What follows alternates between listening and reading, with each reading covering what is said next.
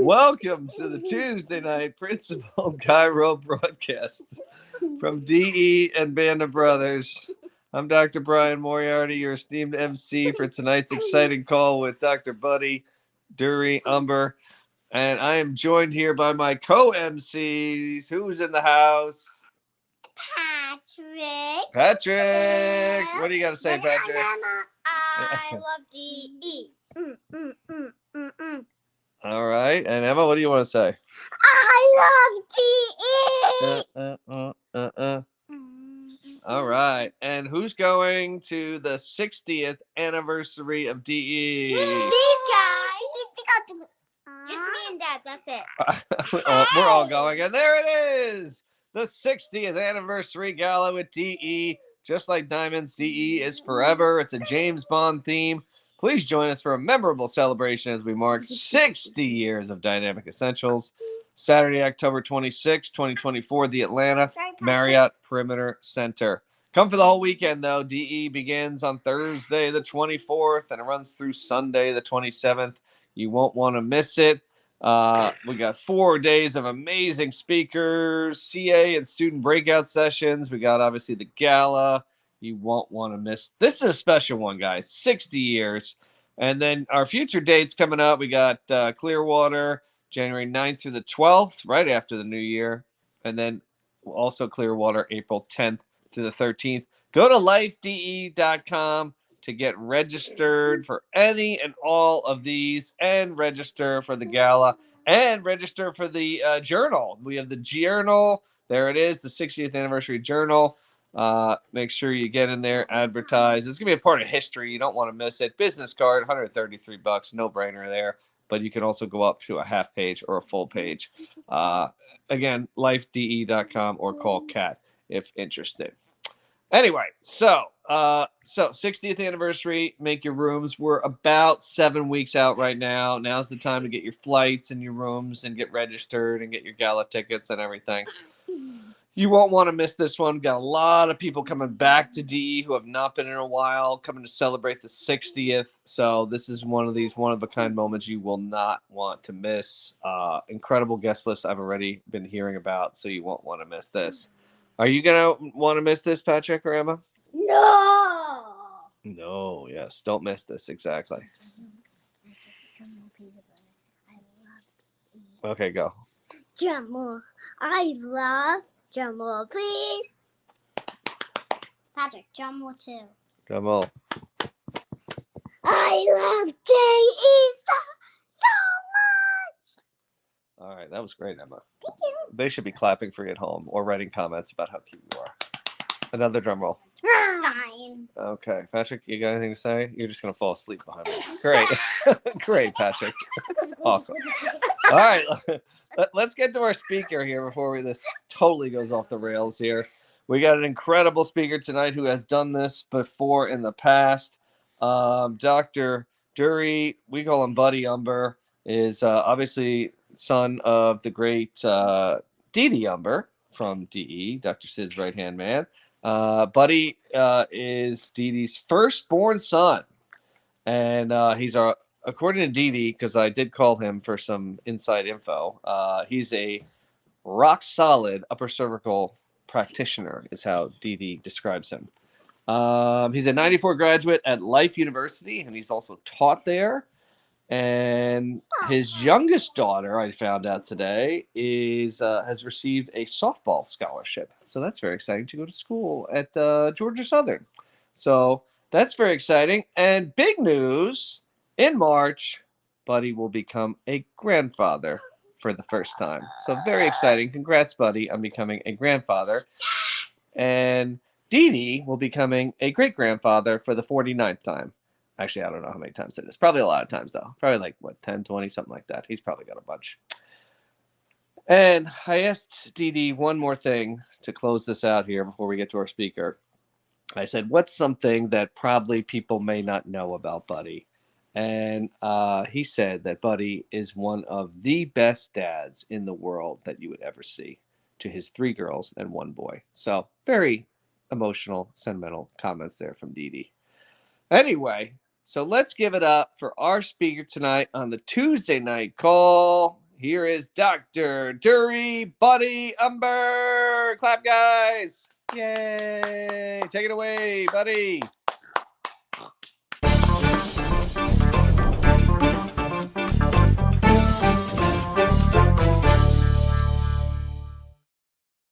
That he could share with you on that. I'm speaking from my home in Flowery Branch, Georgia, which is home of the Atlanta Falcons training camp. Many of you may know this area as being close to Gainesville, Georgia. But I am a 1994 grad of life at Chiropractic College in Marietta, and I've been practicing since 2002 in Stockbridge, Georgia. Prior to that, I was actually an instructor at Life from 1995, that summer when I got my license, until the summer of 2002. I appreciate the opportunity to speak to everyone tonight. I look forward to seeing everyone in a couple months when we're at the, I guess that's actually next month now that we're in September, but at the October DE, where there'll be the gala event for the 60th anniversary of the first DE held back in 1964, of which I wasn't around for that one, but I have been to many of them since that time. And like I said, a lot of folks who haven't been to DE in a while are planning to join us. So we're looking forward to seeing everyone, and we hope you all can make it. So I wanted to be able to share with you tonight a little bit about my story, particularly my journey over the last 9 years or so. I've had an amazing opportunity to be a chiropractor, and I feel very blessed that I was raised in an upper cervical family. In fact, I probably wouldn't have gone into chiropractic had it not been for upper cervical specifically. I was about 2 years into college when I had an accident where I injured my lower back, and we were just playing a pickup football game at our church up the road from where I lived in Sandy Springs, Georgia. And it was one of those nights where there was a lot of dew on the ground already, and I was wearing tennis shoes. I wasn't really thinking about playing a football game, but it just kind of evolved. And so it turned out that I was wearing the wrong kind of shoes to be trying to play wide receiver. And I went up for a catch, and when I came down, I landed directly flat on my back. And I really couldn't walk when I stood up. I could only walk backwards, but I couldn't take a step forward without excruciating pain. Later, it was diagnosed as a extremely deep bone bruise to around L4. And I basically lay in the bed for the better part of a week. But during that week, I would say probably about the third day, my father was able to take me up to see my Uncle Ken, also known as J.K. Humber. And Uncle Ken got my atlas adjusted. And I would say within about 3 or 4 days later, I was pretty much up walking at probably 80% of function and pain relief. So it was an amazing turnaround that I experienced. And it was at that point that I decided to go into chiropractic. Started asking my dad questions about what it would take to enter school, and he directed me towards the admissions office, and the rest is history. So fast forward to the year 2015. I know that's a big jump, but I was living a very happy life in the suburbs of McDonough, Georgia, which is about 10 miles southeast of my practice. And I went through a difficult time in our family where my wife and I made the difficult decision to break up the family from a standpoint of the divorce. And so I went through a divorce in the summer of 2015. And it was really interesting at that time where my life really took a lot of time for reflection to kind of look back on the years that I'd lived up to that point. And I was 46 years of age, so I just turned 55 this year. And one of the things that happened to me is I really began to research everything that I could research about what I'd been taught about what's real about life, and then also research anything that maybe I didn't have much information on. And what I'd like to share with you is just a lot of the resources that I've come across through the years that have made an impact on me. At the same time, I am going to mention a couple names of chiropractors that have influenced me, but most of the names on my list are not chiropractors. So some of you might not be familiar with some of these individuals. I'm not endorsing everything that they have to say. I'm not saying that I'm a follower of all of their everything that they put out, but I at least came across their information and it made an impact to make me really reflect on what I was looking for as far as just truth and the knowledge that I knew from DE and from also growing up in the church. I don't know how many of you know this, but my mom that recently passed in June, she was a minister through the organ. And so I grew up in the church and I was there pretty much about 3 times a week, Wednesday nights, Sunday mornings, and Sunday nights. And so I was greatly influenced by the Baptist teaching. And then later, my mom was able to move to St. Simon's with my father during their retirement, and she joined a Methodist church. And so I was able to attend her church at times. And we actually joined a Methodist church while I was up in McDonough. But this isn't going to be a discussion about religion or about Baptist versus Methodist, but I just want to give you some context as to my background as I began searching for some new answers. So one of the things I wanted to mention is that in DE, I'd heard these 2 statements, and I believe they were from Dr. Sid, but I know other people have been quoted as saying them as well. But the first one is that, are you in chiropractic or is chiropractic in you? And that really made me think about, whether I'm just putting on the act of being a chiropractor and going through the motions of like getting the job done, or is chiropractic in me in such a way that it just oozes out of me in a way that it's just who I am. And so I think we all can kind of reflect on that question. And then the next question kind of comes from the first one, which is, if I were the last chiropractor on the planet, would the profession be able to survive and move forward with me being the only one to lead us forward? And that would be a huge responsibility, but it also is a deep question to think about from the standpoint of how strong would you be if you were the only one left? And would you be able to bring the profession back to even greater heights? The next thing I wanted to mention was about the term removing the husk. I don't know how many of you have attended DE in the past. I would imagine most all of you. I think most of you have heard that term, removing the husk. And while I don't have the exact definition of what that means, I imagine what it means is just peeling back the layers of things that we've put up to kind of put up a front that becomes who we are as far as what people know of us, but it might be hiding much of what's going on deep inside. So it's about just removing those things that need to be eliminated in our lives to become more and more authentic and genuine as a chiropractor. So the first person I want to mention is a guy that, unless you are familiar with transcendental meditation, you may not have heard of this name, but he's actually a very scientific-based background as far as going to Harvard, and he now is the leader of the TM movement, transcendental meditation, which I think came over to the United States from India in like the year 1972 or 3. But his name is John Hagelin.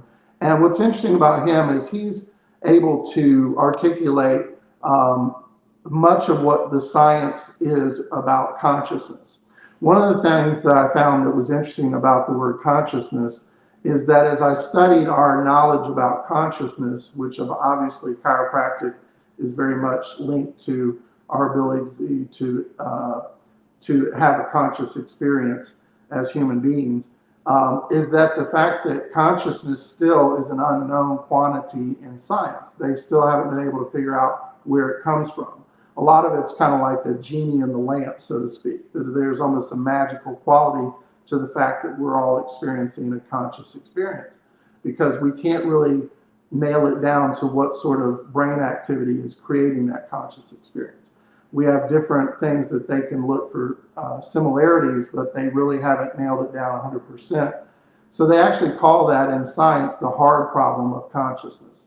And John Hagelin addresses a lot of that in his talks. The next person I want to mention is a guy named Tom Campbell. He actually wrote a book called My Big Toe. I don't know how many of you are familiar with him. He's all over YouTube, and he's a NASA-based, I think he actually didn't work for NASA directly as much as he was an outside person that they brought into NASA.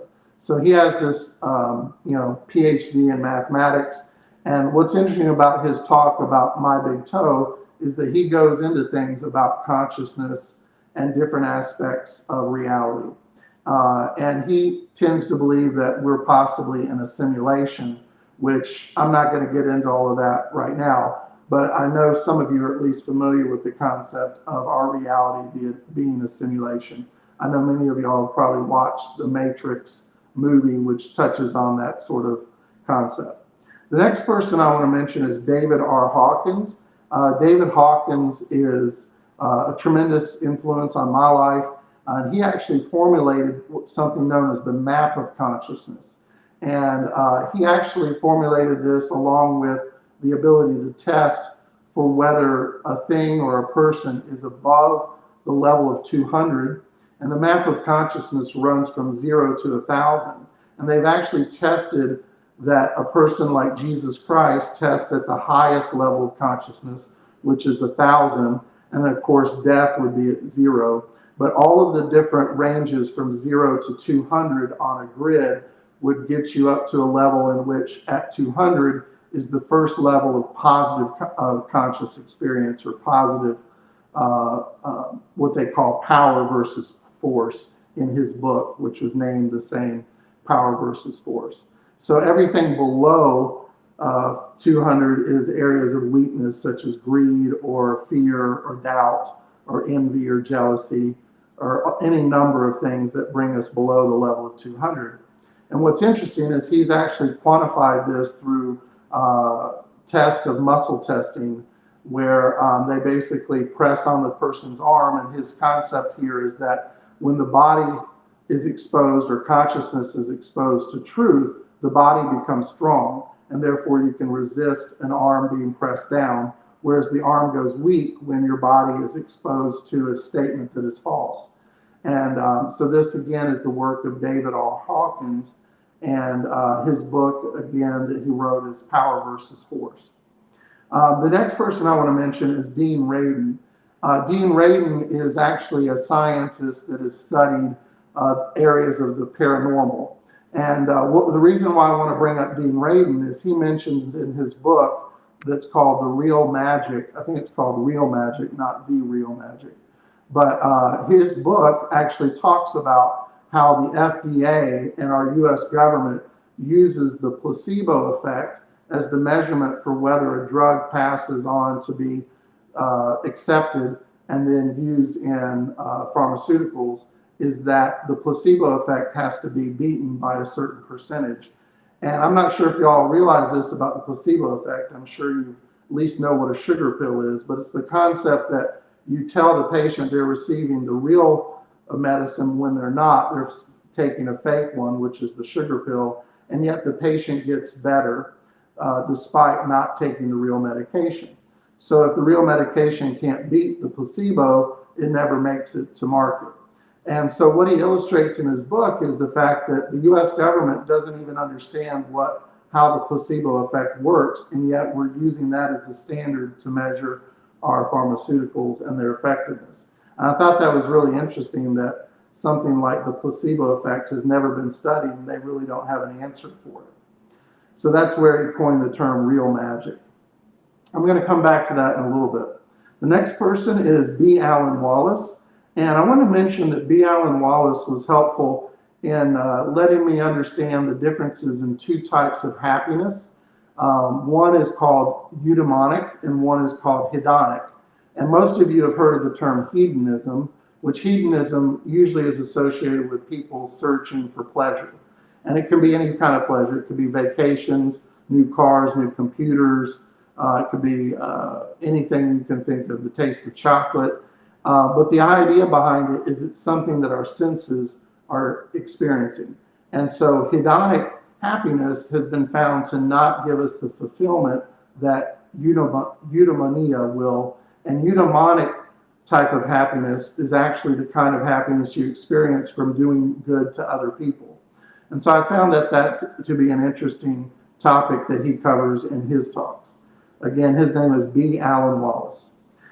In studying B. Alan Wallace, who actually grew up in a fundamental Christian background, but he ended up becoming a Buddhist monk that trained with the Dalai Lama, he actually led me to reading more on a gentleman by the name of Alan Watts. I'm not going to really touch on his information, but he's a good read. Also, a guy by the name of Ram Dass, and Ram Dass actually means Ram means Das.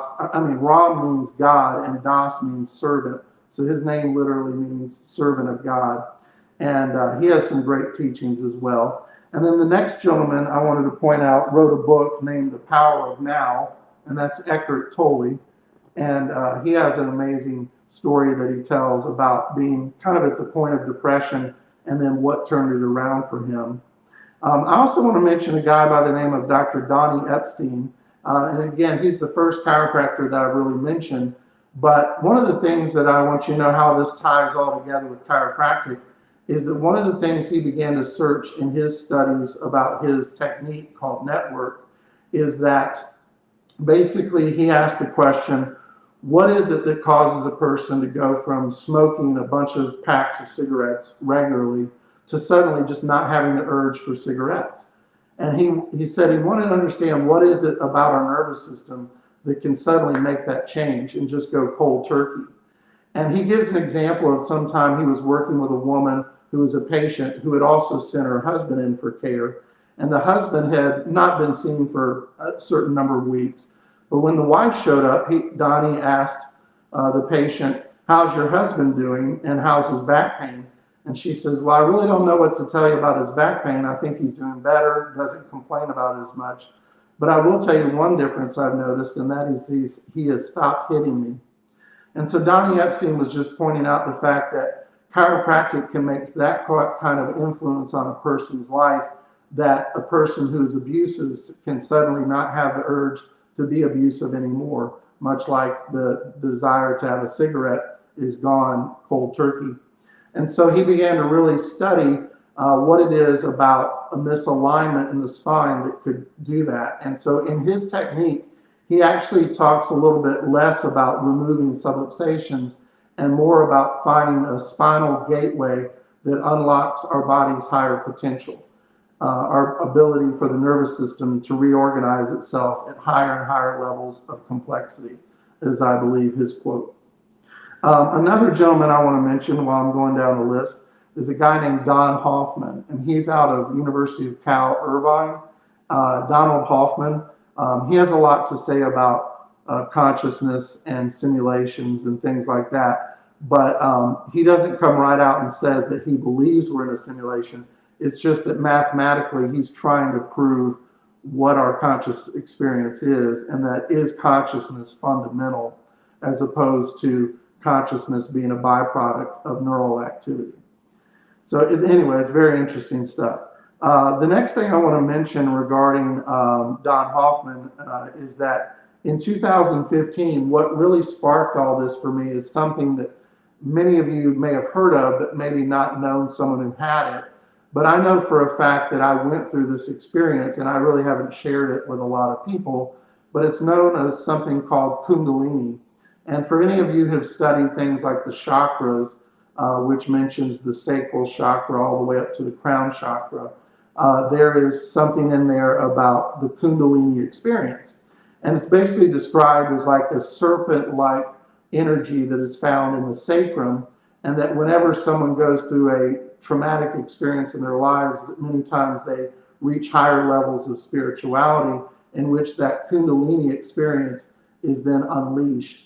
And I won't go into all the details about my personal experience with it, but just to say that I know for a fact that what I had experienced physically was when I researched it, I discovered Kundalini was really the answer for what I had found happened to me back in the year 2015. I also want to mention a gentleman by the name of Stephen Porges. The reason I want to talk about him is that he wrote the book Polyvagal Theory. And so for any of you who've never heard of Stephen Porges, I really recommend that you get this book because he wrote a book called The Polyvagal Theory, which takes the autonomic nervous system and instead of dividing it into parasympathetic and sympathetic, he looks at it as three levels of a hierarchy. And what he means is that at the top level, if this system of our nervous system fails, our body will revert down to the next level, and then the following level would be the last level that it would revert to. So let me go ahead and mention what these three levels are and then tie it in to something known as compassion. The first level is the level of safety, in which we all feel that through expressions of facial expressions with each other, we can read a person for whether we're in a safe environment. So if our nervous system is sensing that we're in a safe environment, it looks for cues based on the eyebrows and the cheekbones and the lips and the different aspects of our facial expression that lets us know that we're in a safe environment and we're not being threatened. So that's the first level. Now, if that system fails, then we go to the next level, which is known that we're in a state of danger. And so that's when things like, the fight or flight system would kick in. If that system fails, we go to the next one, which is life threat. And that would be the kind of example of if you had a mouse in your house and the cat grabbed it and the mouse plays dead. But yet it's not really dead. It has that built in its nervous system that's the last place we go to whenever we're faced with all of our systems kind of shutting down. And now, why is that important as it pertains to the word compassion? Well, Stephen Porges has a wife, and I forget her first name. I really apologize because I know she's done great work. But she actually has studied compassion in depth scientifically. And what they found is there's a term that's been coined in the scientific community called an emergent property. And what it basically means is that it takes two more simple systems, and when you combine the two systems together, it creates a more complex system that arises independently from those two systems. And so basically what our research has shown is that compassion is something that arises out of an individual who has a proper functioning nervous system, and that it's impossible for compassion to emerge from a person who is dealing with levels of threat and harm like the two lower levels that I described. And so an emergent property is an interesting concept because it basically is the scientific community admitting that there are miracles that they don't understand. In other words, something can come forth from something else and they don't really have an answer for it. And I really feel like that's kind of what chiropractic has found with the word homeostasis. I remember studying this word in first quarter, and it basically just means that the body is able to self-regulate and self-heal, and it doesn't need any help and just no interference. And so that's really what chiropractors have found is the key to unlocking homeostasis in an individual is a properly functioning nervous system. And so that's really what we do. And I really feel like homeostasis is probably an emergent property of both the function of the nervous system and the spinal condition known as subluxation or poor posture might be another way for people to describe that. But that's pretty much all I have for today. I don't think there's anything else that I was going to cover. Oh, I know there is one more final thing I want to mention, and that is just to wrap this up with the fact that if you ever come to DE and you're new to it, I think you'll notice that unconditional love is the theme that runs through every meeting. And it's interesting that when David Hawkins did the muscle test to find out where is unconditional love on the scale of consciousness from 0 to 1,000, he finds that it is at the level of 520. Now, what's very interesting about that is that the level of 499, which is just below the level of 500, is the highest level someone can reach intellectually. And that level has only been reached by a handful of people like Henry Kissinger and Albert Einstein and some others. And so his point is that we have to go beyond merely having intellectual knowledge to going into more of an abstract quantity like love, and unconditional love is so much more powerful than even intellect. And so I just want to mention that from everything that I've found in studying different people who've looked at people who've experienced, let's say, a near-death experience, everybody who seems to cross over into that realm and then come back to report what they experienced, they almost all say that they experienced that the statement was made to them that unconditional love is the only true thing that's in the universe, and that everything else that you experience in the universe is an illusion.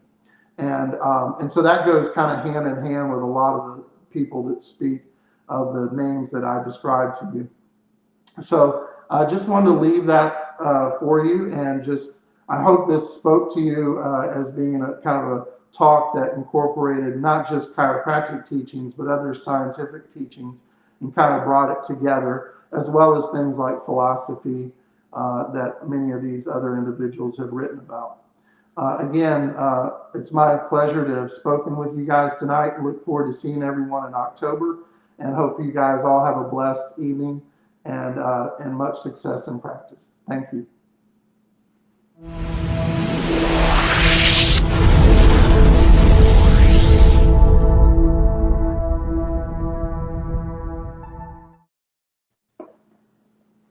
Buddy. Yes, sir. Thank you so much for that. That was a great talk. Thanks. Really enjoyed it. Appreciate Loved it. it. Get it? Loved it. All right. And a lot of comments across the bottom. Everybody with that call. So thank you so much for that. Yeah, I know you're absolutely. watching. He told me he'd be tuning in tonight. So I think you're out tonight. Yeah, loved it. Well, appreciate getting the opportunity to share and just having this platform tonight, and appreciate you being the MC. Thank you, brother. I'll see you in October. All right, look forward to it, brother. All right. Take Thank you. care. God bless. All right, bye. And guys, we'll see you next Tuesday on the Tuesday night Principal Cairo broadcast.